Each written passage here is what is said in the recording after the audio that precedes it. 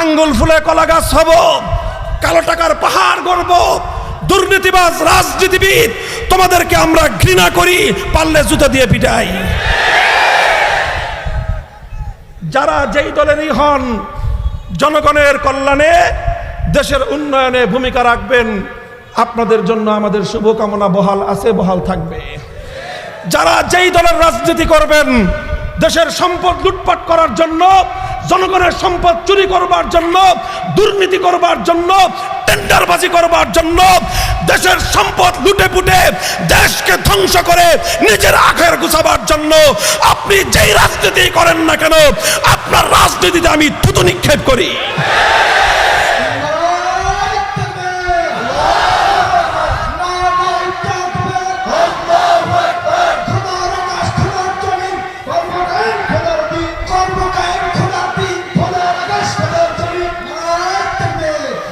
মোহতারাম হাজিরিন, এই জায়গাটা থেকে আমি বলছি, আমি আমার দেশের মুসলমান, বিশেষ করে ইয়াং জেনারেশন এবং বিশেষ করে যারা রাজনৈতিক নেতা কর্মী, তাদেরকে বলতেছি, তোমরা যেই যেই দলের রাজনীতি করো, শুধু রাজনীতির কারণে আমরা তোমাদেরকে দুশ্মন মনে করি না, তোমাদেরকে বেঈমান কাফেরও মনে করি না, তোমাদেরকে অমুসলিম মনে করি না।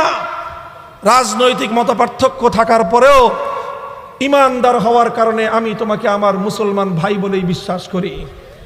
আর সেই দায়িত্ববোধ থেকে তোমাকে বলছি, অনেক সময়ই দেখা যায় রাজনৈতিক নেতারা বা রাজনৈতিক দলগুলো এমন এমন পদক্ষেপ গ্রহণ করে যেটা সুস্পষ্টত ইসলাম বিরোধী, যেটা সুস্পষ্ট কোরআন সুন্নাহর বিরুদ্ধে পদক্ষেপ।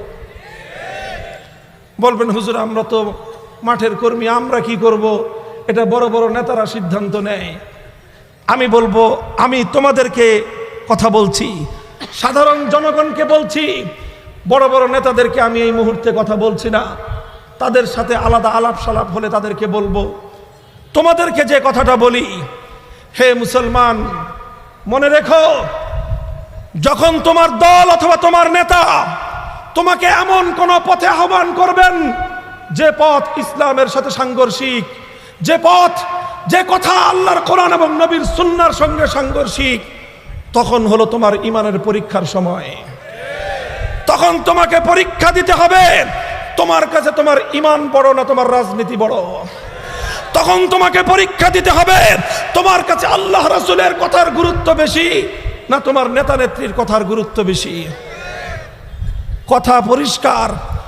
তখন যদি তুমি মনে করো যে নেতা নেত্রীর কথা মানতে গিয়ে, দলের নির্দেশ মানতে গিয়ে কোরআনের বিরুদ্ধে যেতে হয় আমি যাব, ইসলামের বিপক্ষে যেতে হয় আমি যাব, তাহলে তুমি মনে রেখো, তুমি আর কিছু হলেও রাজনৈতিক বড় নেতার কর্মী হলেও ইমানদার হতে পারো না।